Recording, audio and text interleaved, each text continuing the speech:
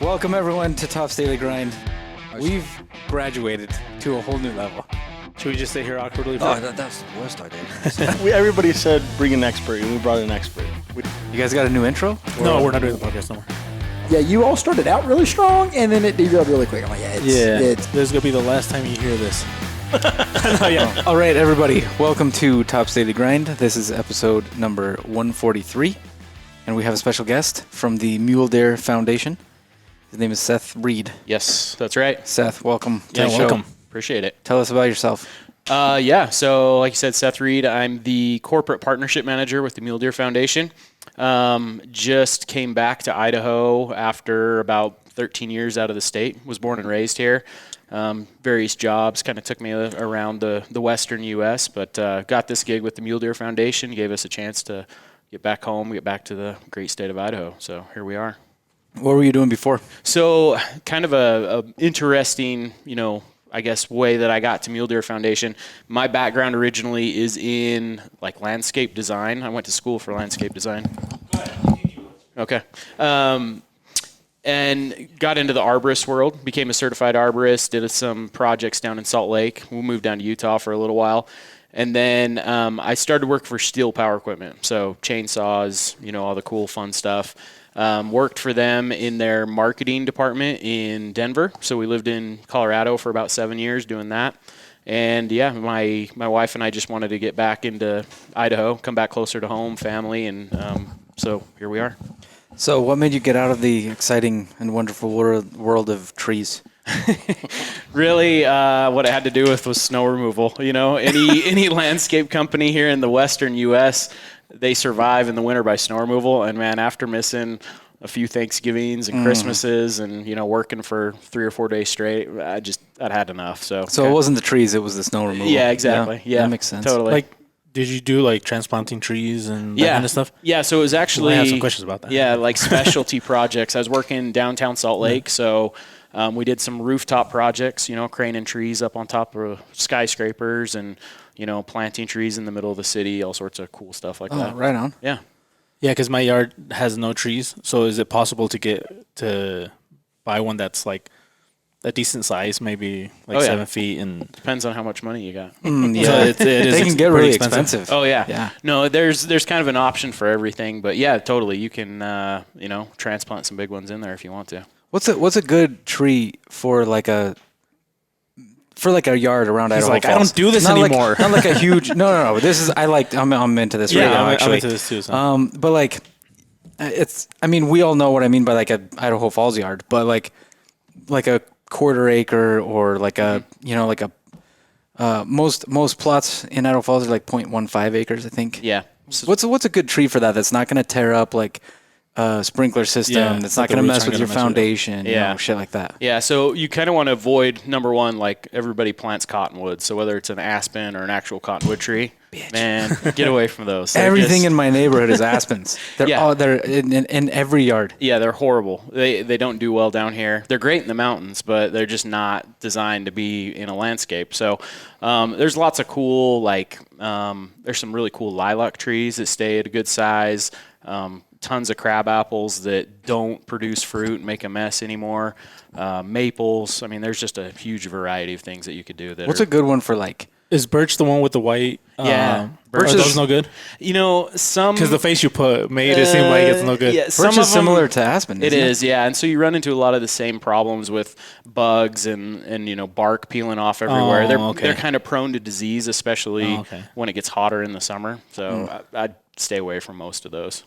What's a good tree for shade? It'll grow pretty tall, but maybe the roots grow down instead of out. Yeah. So again, a lot of those crab apples are really good for that. You get a nice canopy. They don't get too big. The roots aren't out of control. And with a lot of the new varieties, they're not dumping fruit everywhere. So that's a good one. Yeah, for sure. Right on. Yeah, because there's no shade after one. Oh yeah. Just the only shade I have is from my house. Yep. Yeah, your entire backyard is sunny. You're gonna all afternoon, right? Yeah, it sucks. Yeah. Mine's the opposite. I get a lot of shade in the afternoon just from your my house. Is perfect. Your backyard's perfect. Except for the aspens. My neighbors on both sides have them. I had them when I moved in. I started cutting them down this last weekend. If you don't cut them down, they just fall down. So, Yeah. Are those the ones that like break easy? Yeah. Yes. That are like they get hollowed inside. Yeah. Almost. Even like in the mountains, they only live like 30-ish years or something, right? Yeah, they're aspens and again like cottonwoods are in the same family, and they're prone to fast growth. That's how they survive in the woods. And when something grows fast, it's just more brittle, and so that's why you're always seeing those branches broken off everywhere, and they just make a mess. They're not great for. And the leaves, yeah. Jeez, those leaves get freaking everywhere. Yep, totally. Yeah. They're the ones that have kind of a small roundish type leaf, and they flap a lot. And even in like a small breeze, they flap a lot. That's why everybody around here calls them quakies. Oh. Great in the mountains, but that's where they need to be. Yeah, agreed. Which one's the one that has the seats that look like little helicopters? That you split in half and you throw one. Probably the ones you're thinking of. There's maples. Those are maples? Yeah. Oh. Mm-hmm. Yep. Okay. I kind of want one of those. Yeah, there's some really good maples that you can grow around here, and some that are even native or semi-native, I should say, that do really, really well. Do you need trees in your yard that's like this wide? My yard's this wide. What's a good tree to like plant inside of your small apartment? Maybe we could go to Home Depot and get him some indoor plants, like a fig tree or something like that. Nice. Something cool. Nice. Hey, what are those shrubs? I think it's is it boxwood? Yeah, boxwoods. Did a lot of those die this year? Because I think mine died. Yeah, mine died too in my yard. Too much water or No, some of those shrubs, like a boxwood, they call it a semi-evergreen, meaning, it's not like a pine tree, but it keeps its leaves on throughout the winter. And they're prone to actually drying out and getting burnt in the wintertime. And with the winter that we had this year, that was Mine it lasted forever. The long winter, it was cold, it was, the ground was frozen forever. It never really thawed out to give them water. They just got toasted. Are those hard to rip out? No. No? No. You can tear those out. The roots don't grow too No, deep? it shouldn't be too bad. No. Oh, okay, good. Because our neighbor, because we live in a townhome, so our neighbor was gonna wanted us to help pay to get it taken out. I'm like, we can just do it ourselves. Yeah. No, just take it out and replace it with something different, because you'll end up killing more boxwoods later down the road. Yeah, we never actually liked it. And then they had somebody that had no clue what they were doing. Yeah. Tried to trim it, and they ended up ruining it. Yeah, totally. So Leo has some property. He's got like several acres, fairly close to here, and he wants to plant some trees like on one end to have shade and kind of create like a little bit of privacy between him and like a neighboring plot. Right. Would quakies be good for that on like a larger plot, or still no? I still wouldn't. Again, especially down here, we talk about being more down in the valley. Those aspens just don't do as well. They're designed to be like 8,000 feet and up. And so, the temperature, there's bugs down here that get them, all sorts of stuff that they're not very long lived. And, they'll do okay for a little bit, but then they just tip over and die. Do you know what type of tree in Washington at the orchards? Okay. They use these, they almost look like really, really thin pine trees almost like if they had like taken a pine tree and they yanked it up and it was like skinny. Okay. There's all sorts of pine Is that like trees the and lodgepole evergreens. pines that we have up in like Island Park? But they use them almost like a topiary, like more a formal natural fence. Yeah. To keep. Oh, okay. Yeah, it's hard. Without seeing a picture, I don't know. But there's tons of evergreens and pine trees that they use for hedges and It's surprising screens. how many pine tree variations there are. There's like I don't even know how many, but there's a ton. Well, and they're some of the most widespread trees, really. They're tropical environments, mountain environments. They're everywhere. So they're pretty hardy for most part. There's some going into like Ryrie that they're like, it looks like they're almost like where you're saying it's just like a barrier, but they're really long. Yeah. And they have these balls, and when you open them, they're like full of little bugs. I don't know what they're called, but they're very like leafy. Okay. Yeah.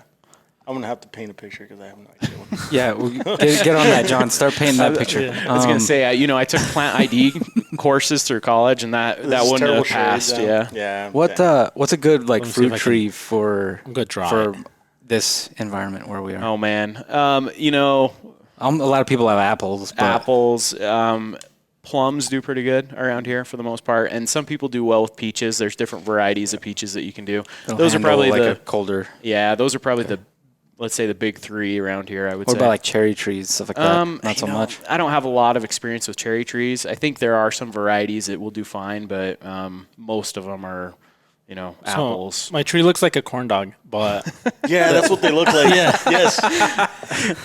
You should grow a bunch of corn dogs in your yard, dude. Yeah, You should have them trimmed that way. Maybe they were pussy willows. My parents brought some cherry trees and apple trees from Washington. Okay. And they survived, both of them, and a lime tree. The lime tree probably didn't do they're too probably hot. not going to they haven't planted it yet in the ground, but they keep it in this big vase in the garage, and in the summer I have to yank it out when I lived with them, and then pull it back in. Yeah, this dude has some lime trees here, but he has them in the greenhouse. Yeah. That's the only way they're going to survive. Yeah, definitely. I'm not going to break it to my mom, though, because it's been a few years. She's growing that little tree. Yeah.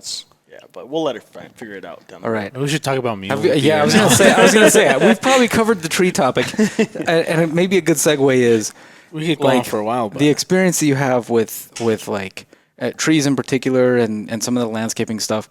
Does that help with hunting? Does that translate into like deer are going to like this type of tree more than this type of tree? Yeah. Like you're more likely to find them in a stand of this than of this? Like is that a thing? I think so, yeah. I don't have I'm not a wildlife biologist by any means, but I think just a general understanding of, science, plant science, and kind of the environment around you. Absolutely. I think that's a benefit when it comes to hunting, and now just even understanding what kind of projects we work on as the Mule Deer Foundation gives me a pretty good background in that sort of thing. Definitely. See, because I like hunting, but I'm kind of like a weekend hunter. Yeah. I just kind of go up and come back, and so I go up and I'm not the kind of guy that'll be like, oh, the deer are probably gonna be right there. Like I don't know. Yeah. I just guess. I think at least from what I've seen, the most successful guys that are hunting or even just outdoorsmen are the guys that understand where the deer are, why they're there, what plants they're utilizing, what they're eating in the spring and summer and winter. Those are the guys that know exactly where to look, and typically are the guys that are shooting the nice deer, nice elk, whatever it may be. Gotcha. Okay. So, yeah, we'll all have to take some plant courses together and, figure this all out. I like that. Yeah. There you go. So how did you go from the landscaping and stuff into the Mule Deer Foundation? Yeah, so like I said, between landscaping and coming back here to the Mule Deer Foundation, I worked for Steel. And so I worked for them as a sales rep for a little bit, but then the majority of the time I was there, I was in the marketing department. So I was running the marketing for Montana, Colorado, Utah, New Mexico, and Wyoming. So kind of through the Intermountain West. And so that gave me a lot of really good experience on the sales side of things, but also diving into marketing. So anything from the digital stuff to the print stuff that we were doing, partnerships, things like that. Took the opportunity with Mule Deer Foundation originally as a regional director here in Idaho. So heading up some of the fundraising activities, projects on the ground, stuff like that. That quickly turned into this new position in the marketing department. So just kind of, I guess, naturally came into that marketing department area. So is this so? Maybe explain what the Mule Deer Foundation is and what it does, because I don't really know. Yeah, totally. Yeah. So there, starting off with, there's a ton of different conservation groups out there, right? It seems like every species has its own conservation group. Mm-hmm. They're all great because we're all ultimately working towards the same goal. And Mule Deer Foundation specifically, we focus on mule deer and then black-tailed deer, which black-tailed deer is kind of a coastal variant of mule deer, Oregon, Washington, up into Alaska.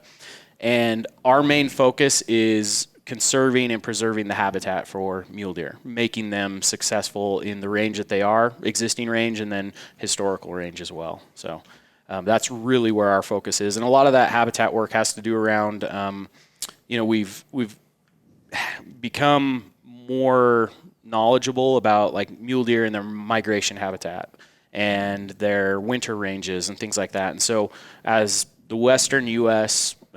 Develops more. We've seen it here in Idaho, especially on the west side of the state around Boise. I mean, it's just they're building houses everywhere. And so working towards, conserving some of that habitat, improving it, making it easier for the deer essentially to survive on the landscape that they have.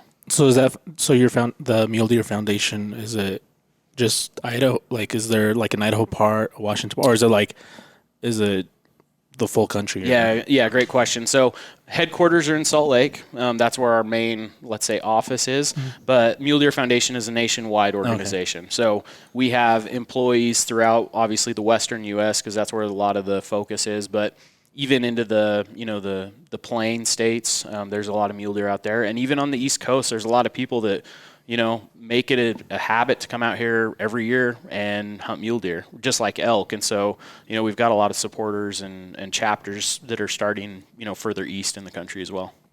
So is it a charity? Is it for profit? Like how? Yeah. So it's a nonprofit organization.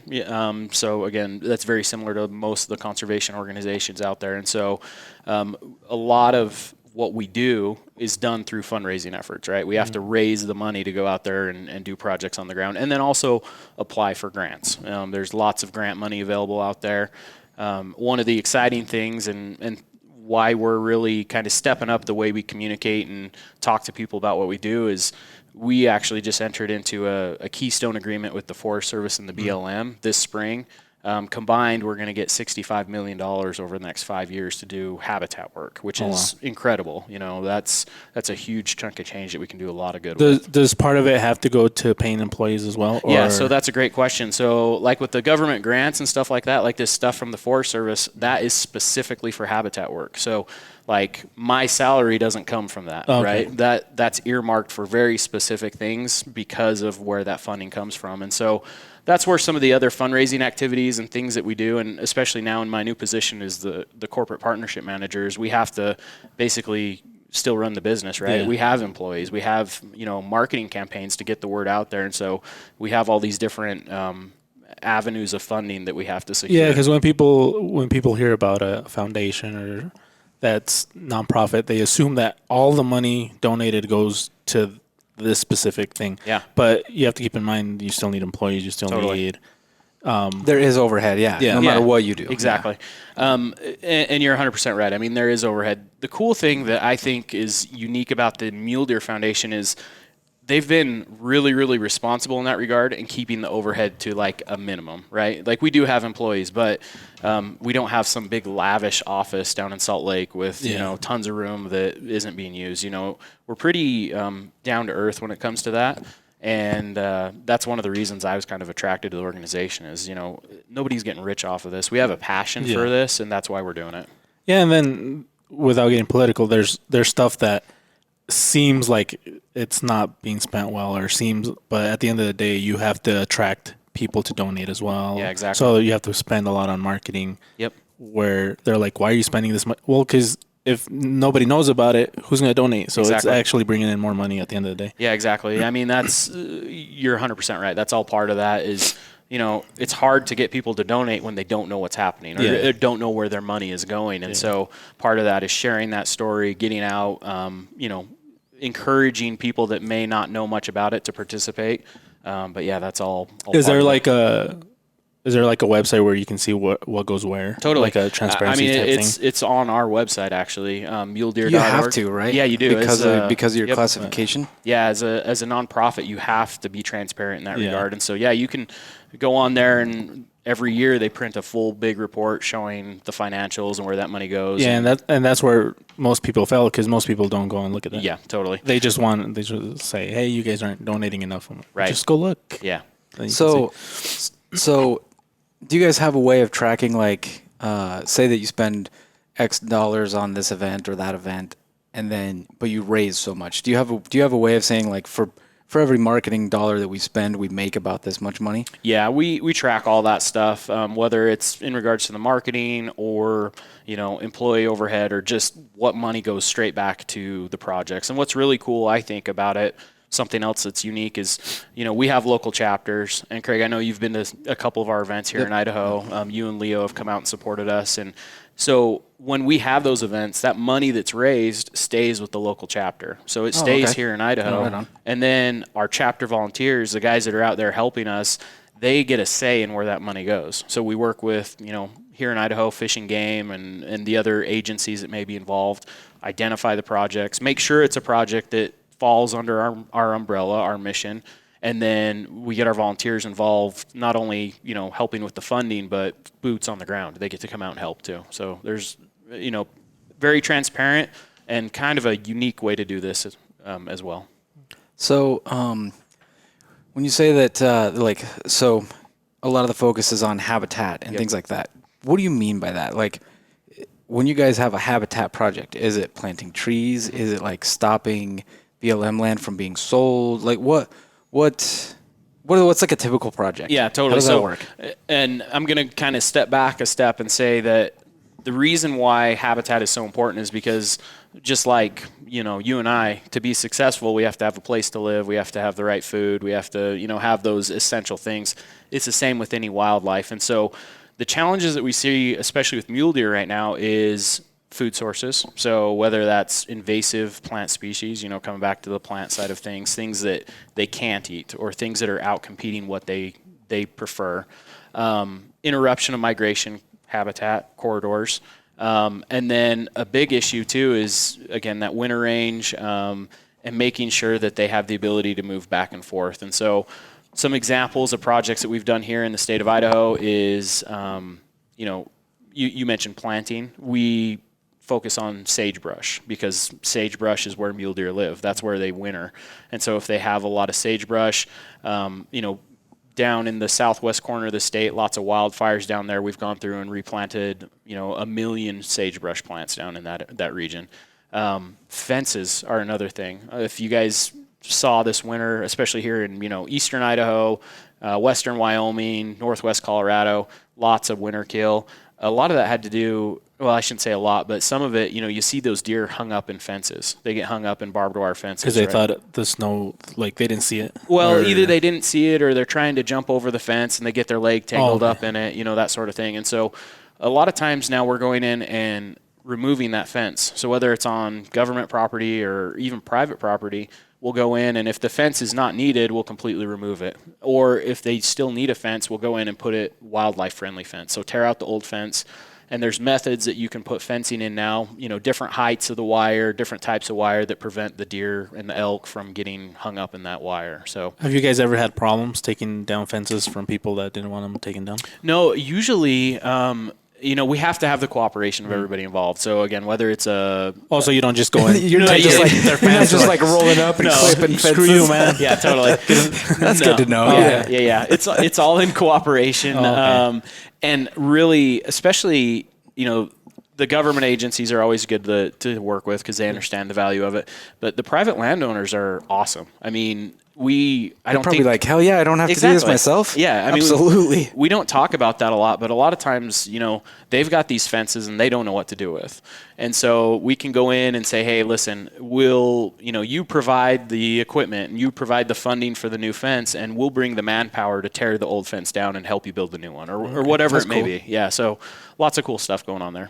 Do you guys also have volunteers, or is it tons of volunteers? Okay. Yeah, in fact, again, most of these organizations, and especially the Mule Deer Foundation, that's how we get our work done. Whether it's on the fundraising side or the projects, we rely on volunteers, and I would say volunteers are like our most valuable asset. We have to have people out there helping us out. So, for example, say we volunteered, John, for a month. Yeah. What would his day-to-day look like for a month? Well, and it's not necessarily like volunteer with us for a month and we're going to put you to work every day. Usually what it entails is we'll get a group of volunteers and say, hey, listen, we're going to do a fence removal project and we're going to do it over this weekend. We're going to spend 3 days. We're going to tear out 6 miles of fence. You come out, join us, hang out. Sometimes it involves a camping trip, that sort of thing. But just basically come out and help us tear fence out. So it can be as little as you want or as much as you want. We've got some volunteers that help us, weekly, it seems like, with different things, whether it's, like I said, the fundraising events or physically getting out on the ground and doing the work. Oh, wow. That's pretty cool. So, have you ever torn out the wrong fence accidentally? Not that I know of. That's no. good. I think they're pretty clear on where they're. Seemed like he was going to tell a story. Yeah, about the time he did. But wait, you know somebody that's done it. No, I don't have any stories about tearing out fences, but going back to the tree thing, I've definitely been around for some trees that got cut down in the wrong place and stuff like that. Yeah. So. Okay. Yeah. Do you on government land or like on private land? This is private stuff. Oh, yeah. Shoot. Yep. So. How'd that go? You know, as you can imagine, some expense Sorry, to the bro. company. Yeah, sorry, wrong tree. Grandma's ashes were all over it. Oh man. There's like sentimental value to it. Yeah. And my grandpa was buried under that tree. Yeah, they counted the rings. It was like a 2,000-year-old tree. The last of its kind. Yeah, nothing that severe, but Oh, okay. yeah, Whew, that's good. nothing too big. What's the like craziest mess up that you've experienced or seen or heard about? Kind of just tearing out the wrong fence or the wrong tree, or like going to just doing the wrong thing in the wrong place. Or you said like make sure these deer get from here to there, and they go out there. And Yeah, nothing like that. No, Jesus. it's going down a really dark place here. I have a weird imagination. So. Yeah. No, probably the biggest screw ups are probably dealt with like irrigation systems. Not so much on the plant side of things, but again, the projects I was working on were like big commercial projects, and so it's pretty easy to put the irrigation line in the wrong place if somebody didn't read the plans, or maybe all the utilities didn't get marked and something got hit, like fiber optics and stuff like that. That's an expensive cut. Yeah, exactly. Yep. Yeah. Yep. What's something that you guys are proud of that you're like, man, we did this and we thought we weren't going to, or like something like that? I think the majority of our projects we're pretty proud of. I know recently we helped. I mean, one of the things you mentioned was like securing properties, and so our chapters down in Utah worked in conjunction with the state of Utah and some other nonprofits, and actually secured a piece of prime mule deer habitat and opened it up for public use, but kept it from being developed. So, one of these prime, Park City type areas where, they want to build golf courses, they want to build condos, they want to build the next big resort.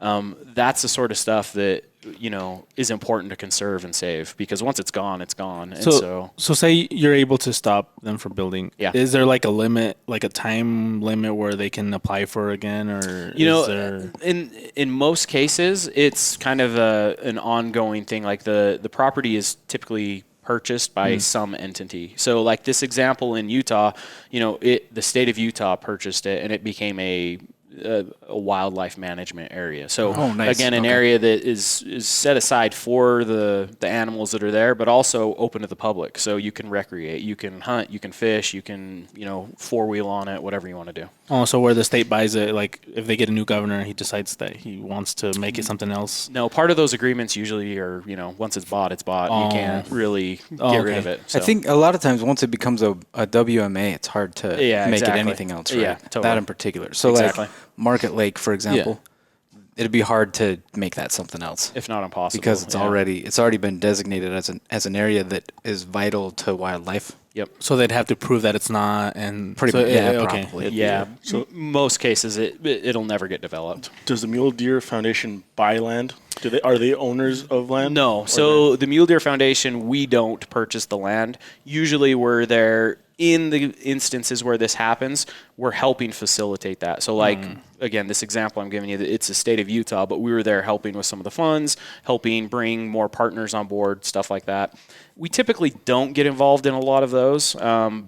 Again, most of our stuff is habitat improvement work, but in the rare instances that there's a good property or something that needs the attention, we'll help out there. What about overlap of like different foundations? Like I'm not too aware, but is there like an elk foundation? Oh yeah. There's the Rocky Mountain Elk Foundation. There's National Wild Turkey. There's Pheasants Forever. There's Ducks Unlimited. Tons of them. Yeah. Like I said, basically every species that you can imagine has. Do you guys ever get together and work like we do. a coal? Do you fight over which animal's cooler? Like, do you guys wear bandanas that are a certain color? Yeah, exactly. The little territorial gang signs. Yeah. It's funny. We, I would say we are definitely competitive, right? Mm-hmm. Because you have to be. Exactly. Where's the fun if it? Right. Yeah. But at the same time, I mentioned this at the beginning, we're all working towards the same goal. So yeah, absolutely. If there's a project that is beneficial to deer and to elk, and we can, get funding from both sides and do a bigger project, why wouldn't we do that? Yeah. And so yeah, absolutely, we do coordinate with those guys and work together. Are there any stories where you guys like? Not that I know of. It's not like firefighters and cops. There's not like no, not that type of rivalry. Yeah, because like we're a knife company, and like we actually get along pretty good with most of them. But But when you can, there's like a little competitiveness. And I would say, at the end of the day, we're cool. There's always a little shit talking, but for sure. We're all in the same business. Yeah. Craig, you guys came down and checked out Expo this spring, and Rocky Mountain Elk Foundation's always there, and we always kind of like walk by him and like, hey, this is our show. You guys, throw the yes, the antlers. And absolutely. You guys need a gang sign. Yeah, and you need to like make a point of just like intimidating those guys. Do mule deer have smaller antlers? Yes, mule deer are smaller than elk for sure. Yeah. They give us trinkets to take home, by the way. And the Mule Deer Foundation didn't? Yeah. So you didn't come by and get your free antlers from us, man. Nope, like the kid's crown that everybody saw. Oh, yeah. We put those on John, but he immediately took them off. Oh, come on, see? But the elk ones gave us calls and stuff. And oh, man. No, they didn't. Oh, he can make a really good elk call. Yeah? No. We Come on, tried you know what, John? Do it. I can't remember how to do it. For the show. I don't think it's I don't remember, but I tried the other day, and I'm like, dude, I can do a crazy elk call. And then I tried to show him, and he did it. Oh, come on. You have to try it. I don't remember how. Come on. You know the sound that a rabbit makes when it's dying? That's more like what it sounded. You were there too? That's kind of what it sounded. It was pretty bad. A little more on the predator. A dying rabbit sounds kind of like a crying baby. Okay, I'll work on it. Okay. Maybe at the end of the podcast, I'll remember. But it was pretty impressive. Okay. It was not. I can't. I was standing in front of the camera and do it. Yeah, you should. That'd be great. I'm not doing that. Oh my god. Okay, so mule deer. No, yeah. I'm sorry. totally ruined it with the gang sign topic. No.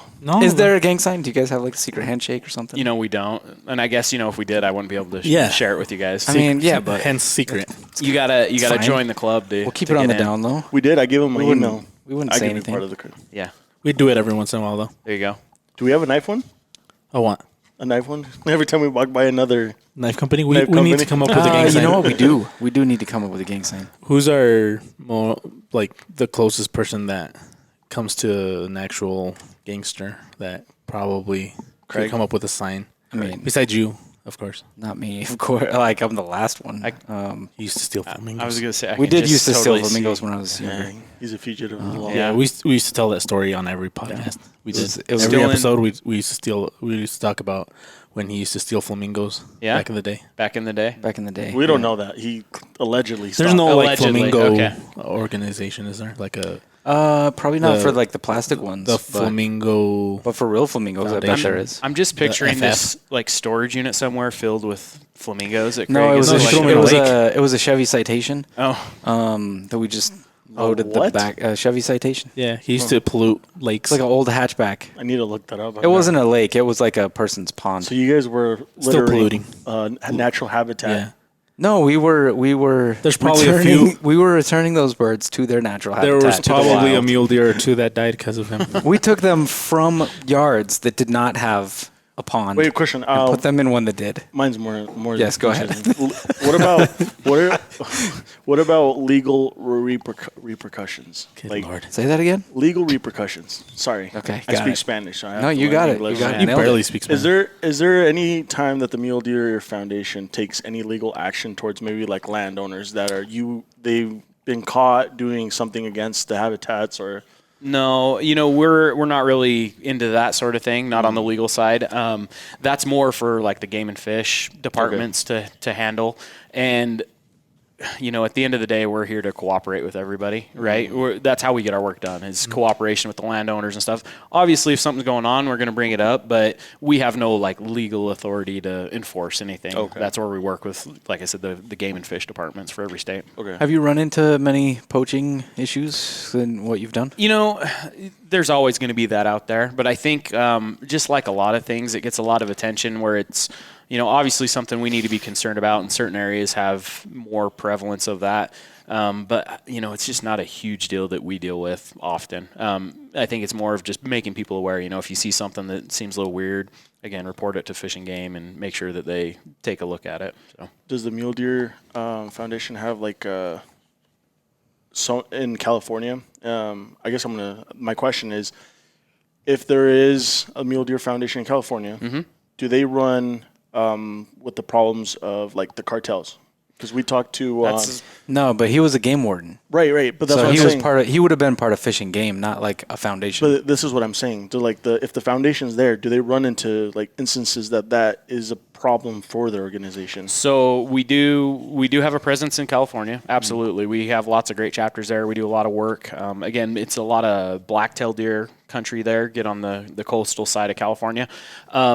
I haven't heard of any instances of that, but it wouldn't surprise me. I mean, the habitat that we're dealing with in a lot of instances are the places where these guys are doing those grows, and so Right. Do you know who he's talking about? I don't know. Have you ever heard of John Norris? Yeah, I have. Uh-huh. That's who cool. he's talking about. Yeah, Awesome. we had him on the show early. Oh, sweet. Early. It was probably when we're still small. it was probably like less than 10 episodes or Not something. now right? that we're huge. Yeah. But yeah, so that was we're still pretty eye opening. I'm sure. We should have how him on crazy again. that You know, was. I don't know that like MDF people doing projects have had any experiences, but I think you plug into the hunting industry and you start hearing about guys that have been out hunting and run into these guys, and they're sitting there with AKs and guarding the grow.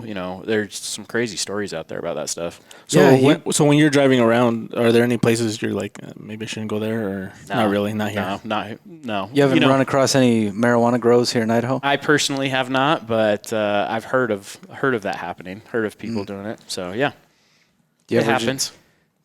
Okay, so this buddy of yours did he take some with him, or did he just call it in? So or- actually, buddy of mine is law enforcement. I'm just so, fucking around. Yeah. He was there for a different reason, trying to bust the grows. But, Oh, okay. Yeah. Yeah, we were actually we ran into it was Fish and Game Police or National Forest Police, one or the other. It was when we were going out to we were filming something. You were there that time, right? Yeah, when he's talking about he used to have a machete. Yeah, he was talking about how they would use the machetes to cut down all the weed and then burn it. Yep. Yeah, I've again so I've got family and friends both in law enforcement, have been for a long time.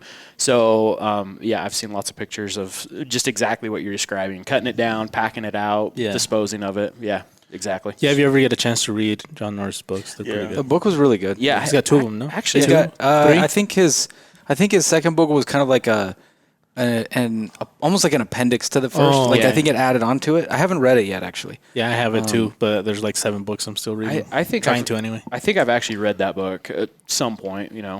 Back in the That was pretty wild, man. They're using like the punchy pits from Vietnam and the all sorts of crazy stuff. Yeah. The chemicals they use to just kill every living thing except for the weed. That's crazy. Yeah, they just go in and destroy everything essentially. What about here? I guess we're so close to a reservation. Mm-hmm. Is there any time that the projects overlap with that kind of land? Yeah, absolutely. We do. Again, we're kind of in the business of cooperation, right? And so we're not only working with like the government agencies like the Forest Service and the BLM and guys like that, but yeah, the tribal lands, absolutely, because especially you get down into like Arizona, Nevada, some of those areas. The tribal land and the tribes there do a fantastic job of managing the game, and there's some like incredibly sought after hunts on some of these pieces. And so, where we can, especially doing research and understanding like those migration habitats and stuff, absolutely, 100%. Did you ever smoke peyote down there in Arizona? Oh my God. No, I'm sorry. I'm just. There's a lot of fun stuff. I got to make sure I can pass my employee drug screening. So Oh, you they guys do have that? a drug screen? Oh yeah, absolutely. Yeah. Oh, we have shoot. them here Yeah, too. so do we. I can. Well, I've never done it either. I was just asking because I've never cooperated with like a Native American tribe Ever. Ever. Yeah, I donate to them all the time. Yeah, more For real? times to donate them. Huh? For To real? the Native Americans, yeah. Oh, yeah. Yeah. Yeah, he goes for to Fort all Hall every a lot. weekend. Yeah. There you go. Donations, Just donation. down the road. I mean, you know what? I would count that. I never take their money. That's true. They always take yours. Yeah, they I always would take count mine. that. I count it as a donation. Totally. I mean, if they can count it, like if I were to win $10,000, I have to pay taxes on it. Yeah. So it's a donation. Fair enough. Goes back one way or another, right? You were talking about that $65 million in 5 years. Yeah. What is like another goal for the Mule Deer Foundation? Yeah, in, like let's what's say your 5 present years? goal? Like the goal you Yeah. guys are working on right now? Yeah, so I would say from my position especially, again, we're trying to tell the story. And I've heard you guys say this about your guys' company, right? Like, it's like the local people don't know about you guys, but everybody else does. And we kind of have maybe the opposite problem of that, like where, especially in Utah and Idaho and some of the surrounding states, the Mule Deer Foundation is really well known because that's kind of where we got our start and we've done a lot of work. We need to get that word out to everybody because, this funding that we're doing is not just benefiting here, it's benefiting throughout the country with all the different projects. And so one of our big goals is to basically bring the Mule Deer Foundation to a level where it's kind of a household name when you come to like conservation organizations. So, just like the Rocky Mountain Elk Foundation and Wild Turkey Federation, people know what we're doing. And so over the next couple of years, we're really going to be pushing hard on the projects that we're doing, sharing that with people, and really the campaign that we're launching is called Connected by Conservation. So connecting, the people to the deer, the people to the land, the companies that we work with, making sure that everybody's intertwined and understands that message. So, Do you think these groups, conservation groups, begin because of a lack of the government, or do you think maybe like, for example, Fish and Game, they're in charge of something like that, but do you think they're so overwhelmed that specifics are like overseen? Is that so? I don't think it's necessarily that they're overwhelmed, but the advantage that we have over any organization, like let's say these government organizations, is we have no boundaries, right? Okay. We don't have to go through all the red tape necessarily like they have. Oh, so you don't have a jurisdiction where you're... You can be a little more nimble. Exactly. And so in a lot of the cases, these organizations will come to us and say, hey, listen, we've got this funding. We want to do this project. Can you help us implement it? Because not only do we not have the red tape, but we can bring more partners to the table that they may not have access to. So I don't want to say that, they're definitely not underfunded and, it's not that they're not paying attention because they are. They want to get the work done. It's just a little easier for us to get that stuff going and kind of get the ball rolling with these guys. That makes sense. Government's never the most efficient way of doing anything. Exactly. So that's why I'm so excited about the funding that we've got is because, they're giving us this money, and in cooperation with them, we can get a ton of stuff done and do some really, really cool stuff. So do you have like people within, say, Fish and Game or even like state legislatures or city that are like, they're like, hey, there's a grant, and they like tell you so you can go apply for it? Does that kind of stuff happen? Is that Absolutely, yeah. And so it's all about relationships, right? So having relationships with all these people and, not only the different states, but on the national levels, but also, I'm on let's say the marketing and sales side of the Mule Deer Foundation. We have an incredible conservation staff built up of biologists of all sorts of different backgrounds. And they not only are really good at what they do out in the field, but when it comes to grants and finding money, they are incredibly talented. And so they do a really good job of finding those funds and then making that money go as far as it can with the projects that we're doing. So, yeah. how much of your so is this your main job? Is it your only job? Like, is this like a supplemental thing, or is it like this is what you do full time? Yeah, so this is my career. This is my job. Yeah. Perfect. So looking at the organization, the Mule Deer Foundation, we only have about, I think we're up to around 40-ish full-time employees. Okay. The rest of the organization is volunteers. So like I said, we have, I think we're pushing 20,000 members, somewhere in that range. Oh. And our goal is to get that up to 40,000 in the next couple of years. And those volunteers, a lot of them come out and help us volunteer. So like I said, volunteers are like our number one asset. They help us get everything done and do what we do. Okay. So how much of your do you work a normal 40-hour week? Is it like a salaried thing? Okay. So I'm, salaried, and as you can imagine, I don't have to tell you guys, Expo season rolls around, and we're going to the different shows, promoting things. You're putting in overtime. Exactly. The Western Hunt and Conservation Expo down in Salt Lake, that's our show, and so lots of hours go into that. And then, weekends, nights sometimes, depending on what's happening. Again, even this weekend's going to be a good example. The Rockman games, we're all going to be there working, early mornings, late nights. So, salary based, but the cool thing is flexibility too, right? So have the ability to, work on the weekends, but also when I need to go to my kids' school and, do something with them, I have the ability to do that. So how much of your time would you say is spent like at a computer trying to do the marketing side of this and all that kind of thing, and then how much do you actually get to go outside and do stuff outside? That's a great question. For me, a lot of it is on the computer. So, that's one of those things where everybody looks at what I'm doing and they're like, oh man, what a cool job, right? You get to go out hunting, you get to go hang out in the woods and do all this stuff. It's just like any other job, you're on the computer trying to make We were things just happen. talking about that the other day. That's, friends and family, love them, but sometimes they're like, oh yeah, you do all this cool stuff. Yeah. And 100% get to do some cool stuff, work with some incredible people. But at the end of the day, it's a job, right? So behind the keyboard, making things happen. That's a lot of my day. Yeah, we have that same thing. I'm sure. Where they're like, oh, you guys are out there doing videos, just having fun. Yeah. I'm like, Yeah, you guys get to make videos all day long. Yeah, we record for 2 hours and then have to sit there and look at a computer screen for the next 38. It's a very small fraction. Yeah.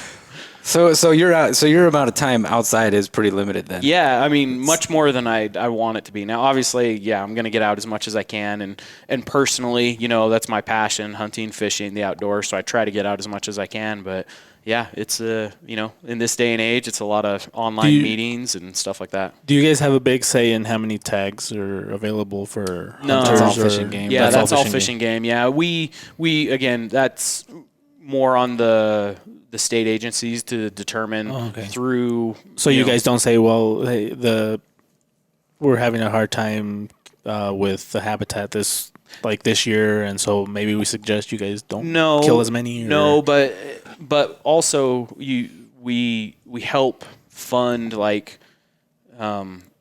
not only the habitat projects, but on occasion we'll help fund these migration studies and stuff like that. So understanding how deer use the landscape and where they're going. And so those studies can help Fish and Game determine what's best for that specific area, setting tags, setting quotas, things like that. Oh, okay. How accurate would you say because they estimate however many deer, however many elk. How accurate do you think those estimates are? I think they're getting pretty good at it for the most part. Do they have a built-in, do they have what do they call it? Like a built-in margin of error where they say, we think there's this many and the margin of error is X. Yeah. I mean, there's obviously you can't count every single individual animal, right? Yeah. Totally. So, they go out and they do their winter counts. A lot of it's done by, aerial survey, whether it's a helicopter or plane, whatever. And then, they have, formulas, I guess, saying, okay, we counted this many elk in this certain area or this many deer. Based off of that count, we can estimate that there's X amount of animals in this area. Do you guys help facilitate that kind of stuff, or is that just totally outside of what they do? That's kind of their deal. Yeah. Gotcha. Yep. Okay. Yep. There was a question I had, but I think I forgot it. Go ahead. You can't just do that. I'm sorry. No. Hey, speak. No. Anyway, I got a question for you guys. Oh yeah. Do it. Okay, we've been talking a lot about Mule Deer Foundation. Obviously, hunters, outdoorsmen are kind of our main demographic there. You guys got to tell me a little bit more about, history of tops as far as the tactical side versus now some of the hunting knives you guys have. Obviously, Craig, we've talked a little bit about it. You guys have done some knives for us for some of our fundraising events. So I'd love to hear a little bit more about your focus and where you guys are going with that sort of thing. So I would say that Leo is probably responsible for hunting knives being big. Yeah, I would say he's probably responsible for us even making hunting knives, period. Okay, cool. So the original owner, Mike, his entire background was military, intelligence, he was all into tactical. That was it. Leo's the one that grew up doing the hunting and fishing and being the outdoorsman, and so I think he's really the guy that's responsible for Tops making any hunting knives at all. Yeah. I could be wrong. Yeah, he did speak about it last one with Brandon, and I forgot the other guy's name. Brad. Brandon and Brad. He said that that Mike thought his designs were a little too he said pussy. because they had curves and stuff, which was instead of our straight and tanto and very aggressive, he was coming out with more of a curvature type of designs. Yeah, and so really what happened is as he started kind of leaning on Leo for more designs, there was a while where all he wanted Leo to do was just draw. All he wanted him to do was design knives. Yeah. He was like, Leo's like, well, I got to do this and this. He's like, I don't care about that. You design and we'll figure everything else out. So I think a lot of it came from that. Leo, years ago, probably, I don't know, 14, 15 years ago, he started this thing where like once a year he'd make a knife and he would do it around hunting season. Okay. And it kind of just became like a tradition. Does he still do that? He does quietly again. Okay. And so, but yeah, so he doesn't every year. I don't think I could say he does every year, but he still tries to do one every year at hunting season time. Yeah. Where he makes a knife for himself, not for the company, not to design something, not for whatever else. He just tries to make a knife for himself. Okay. Cool. And I don't think that's where the first hunting knives that we make came from, but several of the knives that we sell, that's where they came from. The Awesome. Tex Creek, the Spirit Hunter, the Wilderness Guide. Yeah, this one. Yep. Yeah, he did that one. The Camp Creek, there's at least a couple others. The Lioness. There's at least a couple others that I'm not even Viper thinking Scout. of. The Viper Scout. That's right. Well, the Calco he designed with a cop. That one was tactical. That is That was tactical. meant to. Yeah, that one was meant to be a tactical knife, but yeah. So a lot of it came from that. And so, what's funny is we started with tactical. That's still like our kind of one of our main channels. Yeah. A lot of people that know who we are know us because of that. The almost everybody else that knows who we are knows us because of either survival or like camping type knives. Yeah. And hunting is really kind of its own thing. Hunting's weird. Yeah. It's it can be. right. It's so strange. We have years where they're very popular. Like Yeah. when the Tex Creek first came out, I think Sold. hunting knives were like stupid popular that year. Yeah. Like 2014-ish, 2015, It was- 2013. I think it was probably 2014. 13 because that was right before I started. And like those years, the Viper Scout did great. Yeah. The Tex Creek did great, and then you get some years where they just don't sell that well. And it's strange. I was thinking about it. It's kind of like it's almost in the hunting world. You get like different fads, right? You get guys that are, one year you've got a hunting personality pushing a knife or something like that. And even within those categories, there was a time where disposable blade knives were all the hype, and everybody was using those. And now I see it trending more back to like fixed blade, actual knives that people are starting to use again. And so I can totally see that. Yeah, It's a weird thing. Yeah. It's like I heard somewhere where this guy said that just in general, with just about everything you can think of, you have a pendulum thing. Yeah. You have a pendulum effect, and then so it swings really far to one side, but then it's coming back to the other side, and so it's just kind of for us trying to move with the pendulum. trying to move with it Figure that instead of out. behind it. Yeah. Sometimes try to be in front of it so that once it swings that way, you're covered. But where we make so many things, I think we're I think the pendulum swinging and you've got enough different avenues that you're going after that it kind of diversifies that. Yeah, because we get there's times when people ask for certain steels and then you make them And then they don't buy them. Right. Yeah, They don't buy 'em. there's a lot of weird things like that. I would say as far as like our different like lines of knives. So you got tactical, you got survival, you got kitchen, you got hunting, you got bushcraft. You got all these different types. The ones that currently do the best for us is EDC and survival, and / camping type knives. and big chopper knives. Yeah. And that's starting to wane. Again, Yeah, it's weird. Yeah. It's weird. But hunting knives, we have some fantastic hunting knives. The Camp Creeks are amazing. The Tex Creeks are awesome. The Viper Scout is one of my favorite Viper Scout's great knives 'cause that we it's thin. make. And nobody talks about it. But that handle is awesome. It's super slicey. It's awesome. Yeah. And we have some really, really good hunting knives. And they do good, but they don't quite match up to like the tactical and the survival knives. And I don't know if that's just because more people know us there, and in the hunting world, not so much. So we've tried. That's why we're trying to do more shows that are like hunting specific and and push more content that's related to that, things like that. But it's kind of funny. It seems like the medium-sized tactical knives always do well. Yeah. Like always, those, yeah. Like there's no real movement, like where we get like a big demand and then not, like those are just kind of average. It depends on how pieces. how niche they are. Like the Taliban takedown. No matter when we post it, it always does well. it always does good. Yeah, it's weird. It depends on how niche. Like the karambits, they come and go. You know, like the do you say devils. Nietzsche as well? I don't know. Niche or whatever. I guess I haven't really thought about it. I'm gonna have to figure out which way I say it. Yeah.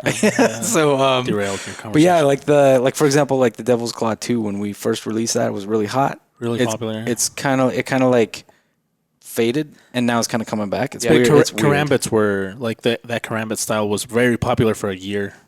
Two, yeah, probably about like two. Yeah. When we did that 10-7 and Yep. So do you guys attribute that to just like industry trends, or is it like some, let's say, personality or somebody gets a hold of one of your knives Probably or the that. style and is like, hey, you guys got to get this?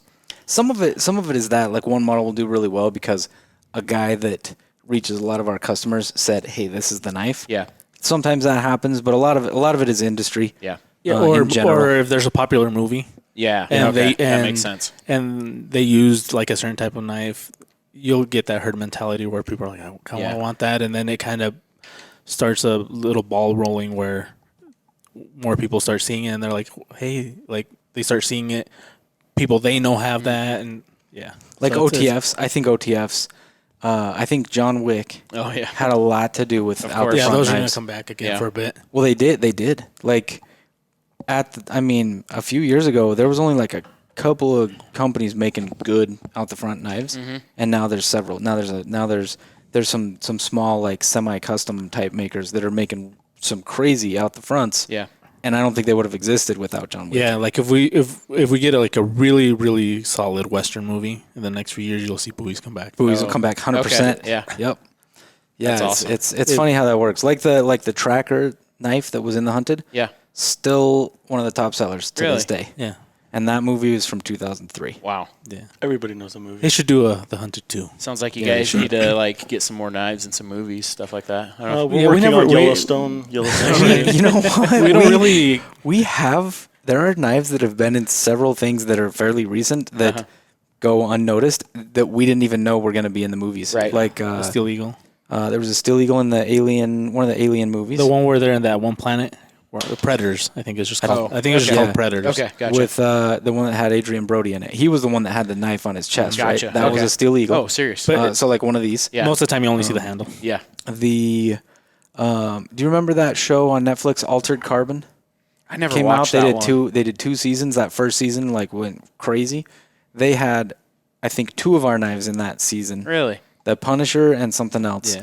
And then that show that Battle Box came out with. What was that show called? Current. The they're like documentary style thing that they did. Yeah. Or there's like a lot What of was our that knives in called? that. Yeah, they had a bunch in that. The Into the Badlands, that Okay. AMC show, Yeah. that had Max the Miniacs and something else in the same episode.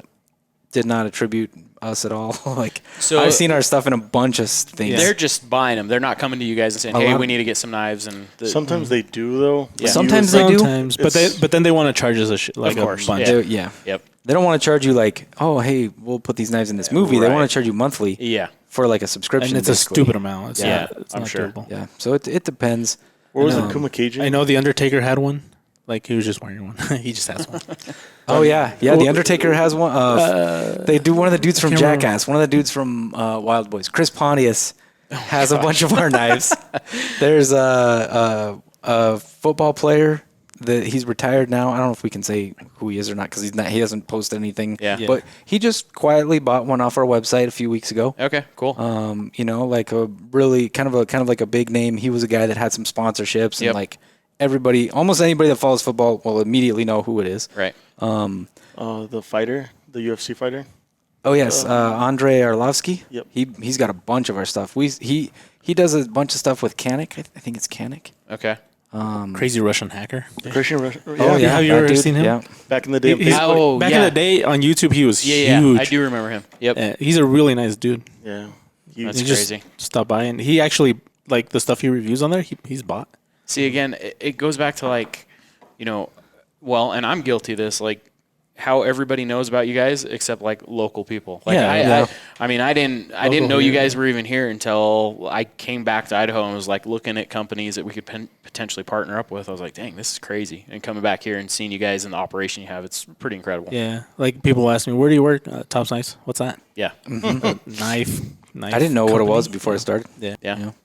But yeah, it's crazy. It's crazy, and I think part of that kind of comes back to some of like why maybe our hunting knives aren't as popular. Yeah. As some of our other knives. They're popular, but not as popular. Like the survival TV shows, Man, Woman, Wild, Dual Survival, Naked and Afraid, Alone. Pretty much all of those knives have had at least one of ours. Naked and Afraid has had a bunch of ours. Yeah. And so people see it on TV and they trust it. Right. Especially if you got somebody that's a survival expert. Yep. They're going to trust whatever they tell them to buy. Yeah. And so, Why'd you say expert? well, not all of them are. On Naked and Afraid, not all of them are experts. Some of those people are just Most- random just most people of them aren't, that had the yeah. balls to go and do that. Totally. Like, props to them, because that's We that tried is to not something I would do. get him to go. Oh, yeah? He said no. They said that the sensor bar wasn't. They couldn't get that small. They He wouldn't even need it. pretty much. Only in certain Cheap production. circumstances. Have you ever watched that show? Naked and Afraid? Yeah, I've only watched a little bit of it. I'm more of like I'm on the Alone bandwagon, I like that show, so that's kind of There's my less group. drama there and Yeah. more survival. Yeah. What for was sure. that one that we were talking about that had a good premise but sucked? Oh, is that one on Netflix? The Yes. Snowflake Island or Snowflake whatever it was Mountain. called. Yes, Snowflake okay, Mountain. I'm with Yes. you. I watched like one or two episodes of that. I was like really excited, Yeah. and it just did not Right? live up to the The- It expectations. got better Yeah. towards the end. The premise was good. Towards the end, it got all right. Yeah, it Because was. some of the kids actually started kind of trying. It but- was like too soft. It needed to be. Yeah, that's what we more said, extreme. too. That's what And I the, think. and the hosts were like never there. Yeah, exactly. They'd show up and be like, "Hey guys, today you're gonna cut down a tree. Peace out," and Yeah. they'd leave. And you mean to tell me that in like 16 hours of being awake, they cut down one tree? Yeah. That's all they did. Come on, there's no way. Yeah. So, but yeah, that The premise was great. I love the premise. towards the end it got a little better. So Okay. I'm hopeful that if they have a second season, it'll be good. Yeah. Maybe. The What was the problem one that you didn't like? It's kind of like Alone, but they like it got very political real quick because they like grouped up and they missed the whole concept of surviving. They kind of did like let's choke the people out because only 4 of them have to win. I forgot what it's called, but it's on Netflix as Yeah. well. And four people have to one team has to win the amount. I think it's $1 million. So basically, what they did is they started getting like the strongest people. They basically started stealing stuff from the other groups to kind of That make them sounds like. fun. Where's the boring part Well, of that? it's supposed to be surviving, dude. That's just being like. Oh, so you know, were like a purist. I was I like think that's- Alone. That's why. Alone is like a great concept, but they try to take the same concept and not have Alone. team Together. and then Yeah. they try to squeeze other people out so they wouldn't win. And the shows that, like, I get that you have to have some drama. You have to have some stuff so that people want to watch. Like, you have to have that cliffhanger type thing, or people will check out, and then your ratings suck, and you don't have the show. So I get that, but I wish that they would find a way to include more of the actual like survival aspects. Right. Like Naked and Afraid, there's a bunch of things that those people do and are successful at survival wise that they never talk about because cut out. it's not good TV. Right. And so it's not exciting enough. It's not dramatic enough. And so they just leave it out. And That's why Bear Grylls was always more popular than Les Stroud. 'cause yeah. Les And Stroud was more realistic. Man, holy more shit, realistic. that guy was good. Yeah. Sounds like you guys need to start a TV show. No, we're working on it. Working on it. We should, but maybe. weren't we close once? We talked about doing one. No. Like, didn't somebody reach out to Leo once and then? Kinda. but not really. Went Yeah, but they anywhere? probably reached out to 50 other companies too, and I have an idea called Knife Wars, and so we're gonna have like crews Oh, go to you just each ruined it knife companies. But we need the advertisement. Yeah, money. no, this And, is out on the web, and everybody's Yeah. gonna. Yeah, That's so not if public we- domain. we had a great show that only lasted 3 episodes. It was called It's My pretty Uncle good. and I, and it was about John and his uncle Craig. Yeah. and Yeah. it was actually was- pretty good. But we didn't get funding for the 4th episode, so There you go. hopefully, Leo, if you're seeing this, they made no, him, John just didn't want to do it anymore. they had to build a cabinet together. Oh yeah. And he ended up berating him for no It reason. sounds like a comedy no, series. there He was messed a up. great reason. No, there you wasn't. messed up. You and you messed blamed up. me. That's See? what's footage. See what I mean? You messed up. It was a great. that's why we I would've would have watched it. You put that fucking thing on upside This down. is why we don't have a show It's anymore. not because my your fault. We wouldn't have to You be. put it on upside down. We would be right now in Discovery If making we $1 had million bucks a followed the season. instructions as they were, it would have been fine. But you're like, no, I think it's like this, and we just started doing it. To be This fair is to the same John, I think reason he why we're misread not- the instructions on that one. You'll have to go check it out. Had It's him on there upside down somewhere, or yeah. something. He like read that. the instructions wrong. No, that part you just started putting it together. You're like, it goes like this. I'm sure of it, and we The just started cabinet's doing still it. Anyway, that would have standing been a. That would have Yeah, been because we fucking took it apart and turned the thing around. Yeah. Okay, I'm gonna have to damn meet it, you John. guys. Anyway, this is what the show would have been. okay. It would have been great. Yeah. There would have been plenty You of probably would drama. have watched, right? Yeah, for this, Yeah. absolutely. There would have yeah. been plenty of drama. Yeah, Yeah. so 100%. Not made up either. Like they naturally fight. We do naturally fight. It's their It's like- natural brother fighting. uncle and uncle. And, Okay. Yeah, We but have we're a not actually logo and related. They are related. We are We're related. not. Yeah. Yeah, he's obviously that's Super why the problem. distantly This is through why it marriage. didn't work out in first place because you Because you didn't won't even admit it. Yeah, that's Super right. distantly through marriage, we're related. Oh, Yeah. okay. Nice. But we're related. It's kind of like saying that everybody from the Congo is related. I was gonna say I think like everybody in No, but they're Eastern actually Idaho. legit related. His wife is his wife's Aunt. Oh, okay, cool. Yeah, but we're talking like it's not like first cousin type situation. It's There's like no- seventh, eighth cousin Yeah, type okay. situation. All right. See, this is where the whole neglect comes in because you can't just accept the fact that they're twice Because removed. you've never proved it. You keep telling Yes, me that I you have have. proof, and you've That never. is the thing done too, it. though, that I've noticed So- that here in the U.S., they keep track of relationships a little different than, like, for example, for me, what I would call an uncle here, it's like a cousin once removed, or it's like it's a weird name. I don't even understand the removed situation. The removed is just nobody understands that. I do. Well, I mean, no white yeah, people because you understand printed it. off a chart. And you tried to explain You me. understand it because you looked it up once, but I no looked it white up. person I can actually tell looked you it what up. it is. So, like, Yeah. so your cousin it would be your son's cousin once removed because it's one level above in. Jesus, Yeah, you whatever lost me it's already. Man, Yeah, see, Really? it's still You confusing. know what? I would love to find out, like, where in what place. So, for example, your mom is one generation, you're the next generation, and then your sons would be generation 3, right? It'd be cool to find out in which generation you are and which generation I am. Like, you're counting. going through your family tree. Yeah, going My through it. parents can go back really far.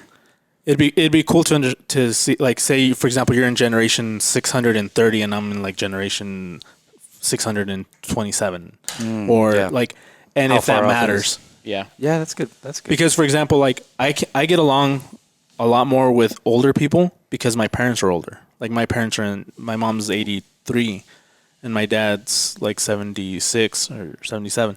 So my upbringing is closer to people that are in their 50s. Well, and you were also an only child, right? Yeah. And So in their 50s and 60s. you had more Time regular with your interaction with parents. adults.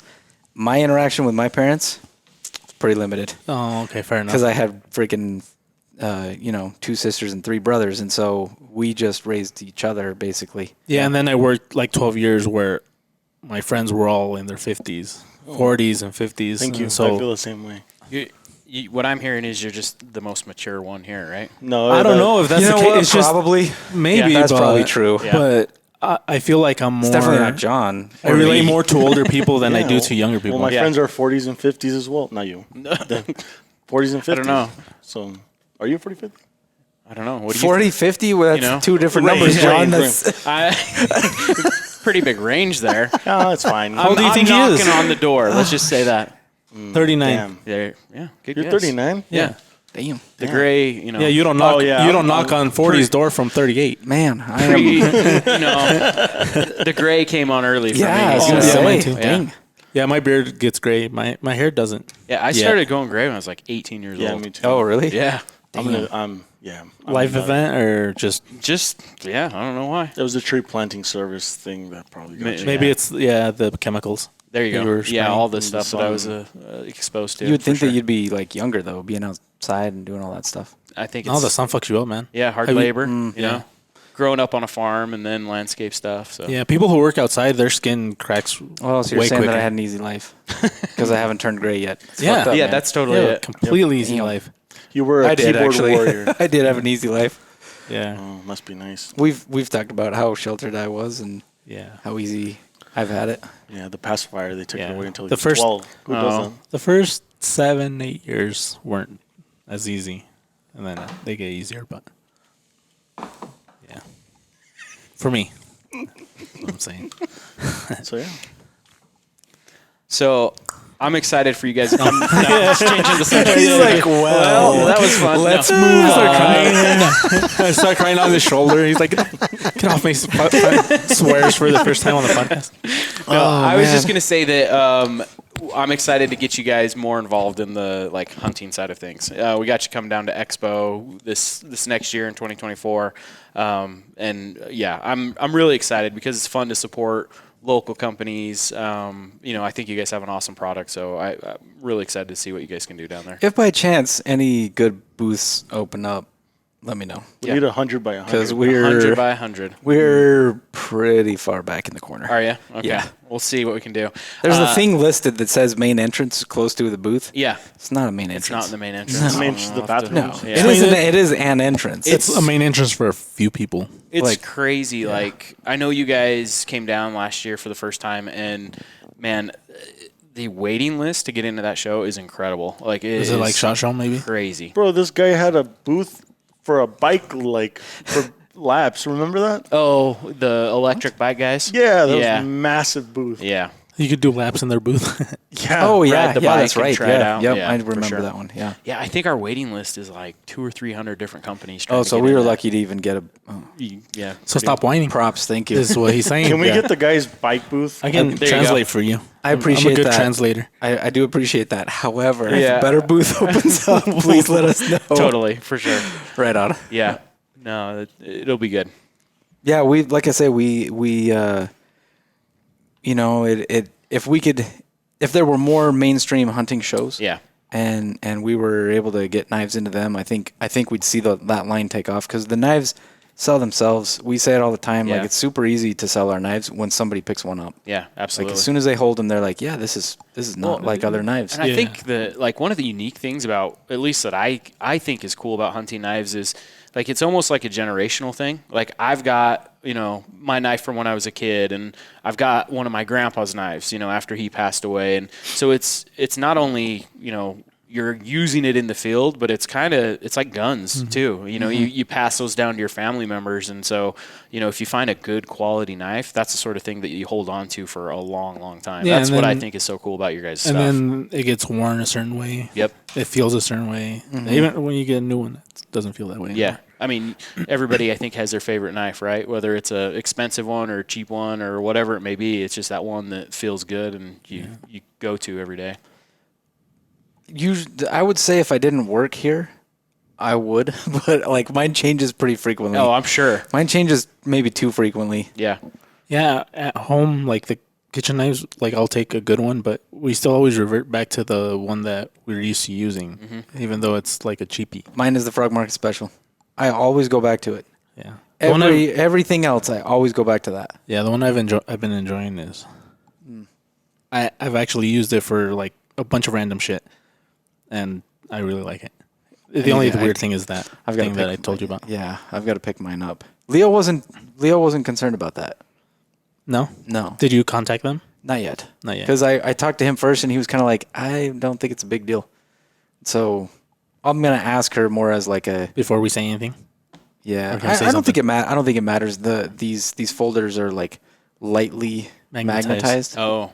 It's just Like- it's just weird we hadn't seen It's not like a magnet, but it will. It is kind of like a magnet. It will like hit other metal, and you Really? kind of feel that a little bit of attraction. It's Is this metal? strange. That's interesting.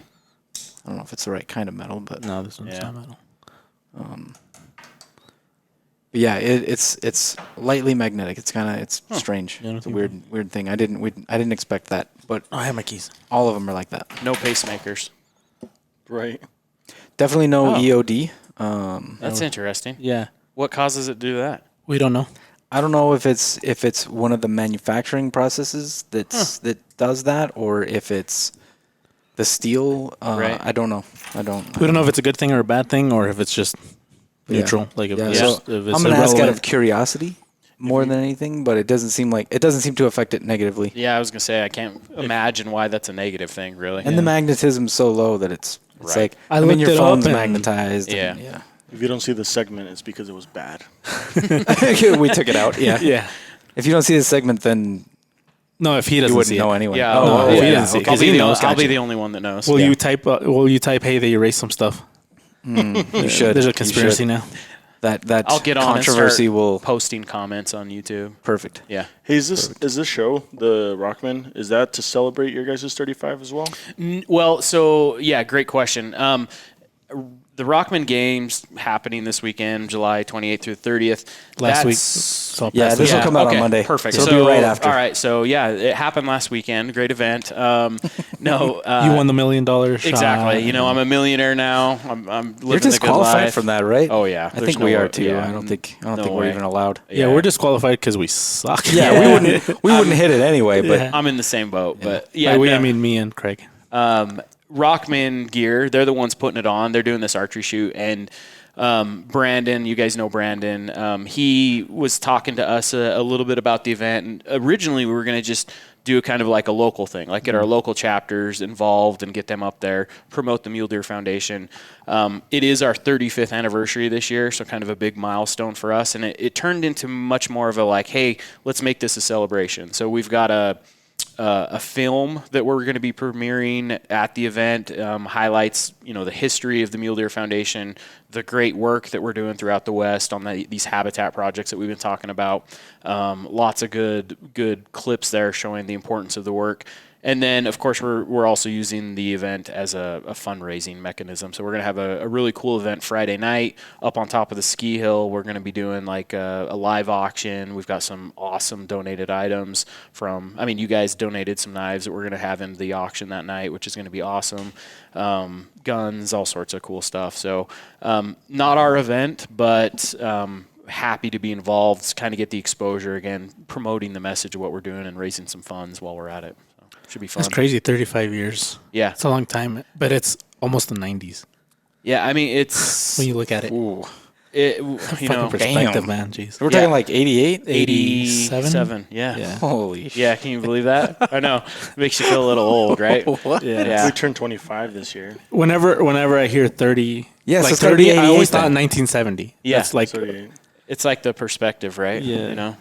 Yeah, it's 60s, weird. 70s. Whenever I hear 30 something years ago, I always think 60s, 70s. Yeah. Yeah, you Born in think the you think, damn, that's old, and then it's like, oh shit, I'm No. older than that. Wait, I remember that year. Yeah, Yeah. exactly. Yeah. No, it's going to be fun. We're really excited. And like I said, 35th is a good milestone, but it's kind of interesting because we feel like we're still a new company, right? I mean, even though that's quite a while, but we feel like we're just getting started on the cool How stuff. long have you been with them? Man, just a year now, actually. okay. Yeah, so I'm still Oh, pretty shit, fresh yeah. with the organization. So, but like I said, something that I've always been passionate about, the outdoors. Gave us an avenue to get back to Idaho. With everybody doing remote work and stuff now, it's pretty cool. So that's why he doesn't have any stories of them clashing with the other organizations. Give it another couple years. exactly. Yeah, They give me some haven't time. hazed him yet. Yeah.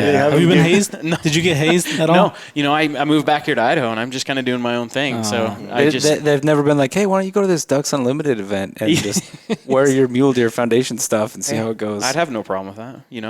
We don't hear about him ever. I get the rest of the gang out there with me. Gets drowned out there. They like fill his waders. What was the Happy Gilmore where they sent him to that hole, the 18th hole, or like the 93 or or whatever. whatever Yeah. it was? Yeah. Yeah, nothing like that yet. Give me another year or two. We'll revisit the subject. Yeah, we're and still see where hazing we're at. him. He's been here 2 years. Oh gosh, yeah. 3.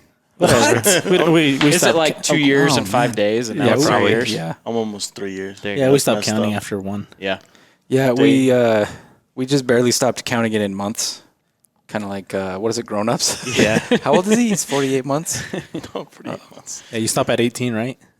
Oh, yeah. Yeah, 2 years. No, I stopped at like a I hate year. when I someone stopped, My I kid's stopped at a 17 year. months, Yeah. bro. Like, who cares? He's Yeah. almost a year and a half. Yeah. Yeah, just say a year and a half. Yeah. So I remember my question now. Okay. Whoa. So you've been doing this for about a year. Yep. You did other outdoorsy type stuff before that. Yeah. Now that you've been doing this, has it like blunted your like drive to go out and hunt or like look at deer or do like? No.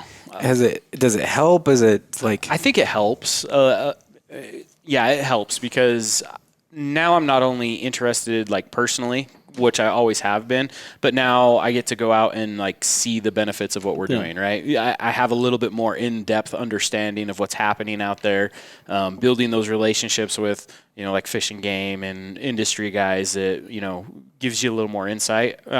So far, knock on wood, I'm still as interested as ever and excited to get out and do all the stuff I've always done. So I don't. That's cool because you see a lot of times when you like to do something and then it turns into a job, then it's a job, and then it's not as fun. I think I'm involved enough that I get to do the stuff that I like for work, but still it's not like every day I'm out in the field looking at deer, doing stuff like that, where when I get out, I still enjoy it. There's enough time behind the computer that when I get out, I still enjoy it. Absolutely.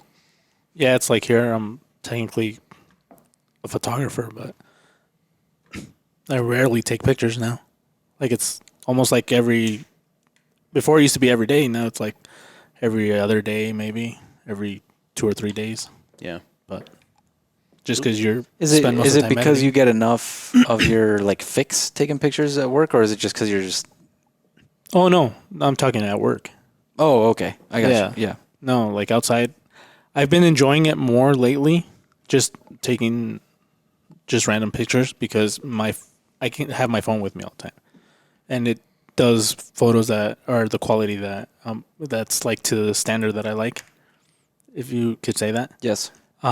So I've been enjoying taking just random photos again because I don't have to take a bulky camera with me. Yeah. I can just take this and get some really decent shots. I think it's like anything in life. Like you kind of, again, going like back to the pendulum, sometimes you like swing to the extreme and, you're doing stuff like crazy and then you just kind of ease out of it for a while, but it seems like you always come back to it.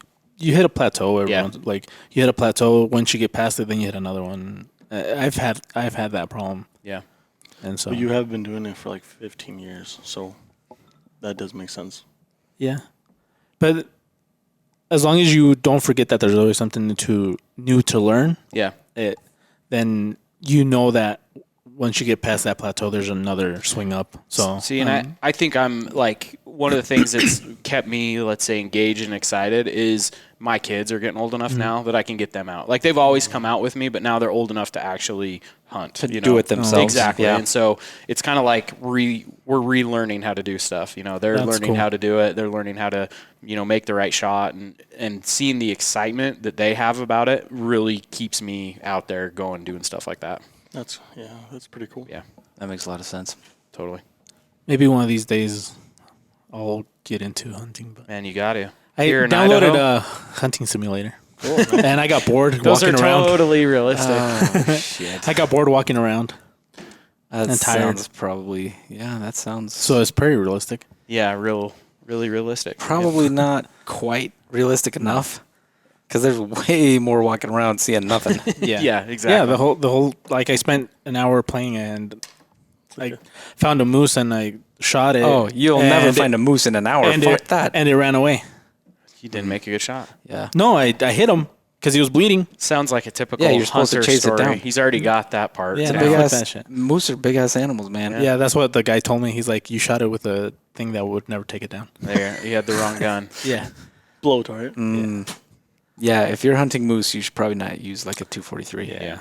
Should have done like a 50 cal. Was there an option for that? I mean, that might be overkill. Yeah, maybe not quite that much. No, but What would you say is like the best gun for moose? Oh man. it doesn't I mean, mean, Oh, I realize how is crazy like- these conversations can get. I was gonna say but this is like the Ford Chevy Dodge conversation. Grenade launcher. Everybody has their personal preference, right? A lot of guys go with like the Magnum cartridges, 300 Win Mag and stuff like that, 300 PRC. I personally, for hunting, I kind of like mid-range, so it's, multi-purpose. Depending on the load that I'm running, hunt antelope and deer all the way up to moose. So I think it's just personal preference, really. But big Once calibers. you start talking about calibers, people lose their minds. Oh my gosh, They'll fight. They'll fight Yeah, over. it's crazy. That one's too slow. That one Too that fast. One, Yeah. You'll get all sorts of crazy, weird. It's Yeah. like arguments. nerdy photographers. Yes. Yeah. Okay. I'm not that. Especially now where there's so many different calibers. Like there was that, like, I think a time frame where it was like 270, 30-06, 243, 300 Win Mag, and now that was it? Yeah, now there's everything, and everybody's got a new hot caliber, and that's cool for 2 or 3 years, and then it's not cool. So what's the anymore. magna cut of calibers that everybody's talking about? Yeah. What's like the newest, hottest? man. Do you know what? So- do you know what Magna Cut is? It's like a brand new steel. Okay, so But everybody's It's a talking super about. steel. and I'll be the first to tell you, Whatever that is. I'm probably not like most up to date, but obviously like 6.5 PRC was, I think, maybe kind of on its downhill right now as far as the new hot thing, but Good thing I looked. Hold on. Okay, we're 15 minutes. I have 15 minutes of memory left. Oh, okay. Yeah, we'll Sweet. be good. Okay. But like 300 PRC, I know that's really hot right now. 28 Nozzler's been around for a while, but a lot of people still like that one. You're getting more into, I'm seeing a lot more with like the 7MMs. Yeah, you know there's what? a lot of that That's right an now. old caliber too. Yeah. Like that was one that kind of like I remember. I think the first time I went hunting, Yeah. my dad was like, "Take this," and it was a 7mm. Yeah, there's- And then I didn't hear about it again until the last couple years. Right. They've got the like 7mm PRC now, Rem Mag, shit. you know, it's definitely coming back right now. So, and again, I am not even close to an expert on calibers and stuff. But those are, I would say, some of the hot ones right now.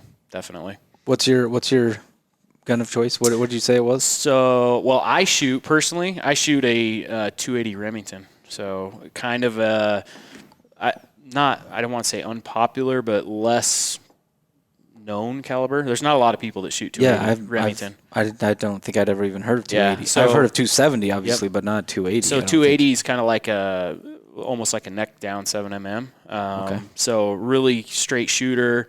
Kind of, again, good all around. I've used it for everything. You hear about the 280 Ackley improved quite a bit. That's a variant of the 280. So yeah, I like doing things a little bit different, and that's always been kind of my caliber. So think. Right on. yeah, So those are really similar in size. They would 280 be, and 7. yeah, 'Cause- yeah, okay. yep. 7mm, 0.27. Yeah, it's not always that simple. Like They have some weird naming. huh? Yeah, sometimes because of like where it came from or who Exactly. developed it. But yeah, in this case, yeah, I think But so. most of the time it's okay. Yep. And then it depends on whether it's standard or metric. Right. Yeah. Yeah, so it's weird. I mean, you said it perfectly. You get into this caliber battle, and everybody's got their opinion, and you know, one guy thinks one's the best, and the other guy thinks it's the worst, and there's no true like line of where that It's is. Samsung. Yeah. iPhone. Yeah, it's that Yep, same thing. totally. It's whatever. For me, like just in general, it's whatever you like. Like whatever works for you. I was gonna say, you I know? think it's Yeah. whatever you're comfortable Yeah, with, whatever you're right? comfortable Whatever you with. like shooting, and whatever you feel confident, Yeah. you know, hunting with. Yeah, whenever somebody's trying to like this is the only one, this is the best, this is the way, like it has to be this, like Yeah. I don't Yeah, know. like if the Google Pixel phone, for example, if they came out with a phone that did what this one does, if it looked cool, I wouldn't mind getting it. Yeah. I'm not like stuck on it. It's another one of those things. I think you know, calibers, especially now with all the, let's say, hunting personalities and shows. You know, whatever they're pushing, that's the fad for a couple of years, right? Yeah, that's true. And you know, that's great. There's a lot of great stuff out there, but if you're used to that 270 or that 30-06, there's nothing wrong with that. Who's the guy that you would say is like the guy in the hunting world right now? Who's, Oh man. who's having the biggest impact on this kind of stuff? Yeah, this is probably gonna be your last question because we got 12 minutes left. Yeah, probably. That's fine. gonna- God. It's almost 5:30 anyway, so No, not because of that. Because I have 12 minutes left on my memory I card. got you.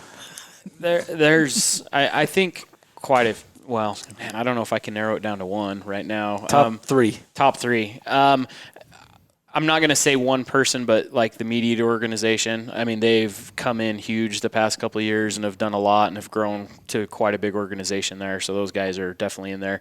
A guy that I like, and you know, he's popular, but I don't know if he's as popular as he could be, is Remy Warren. I don't know if you guys yeah. pay attention to him at all. He's just like, seems like a genuine, like hardcore hunting guy.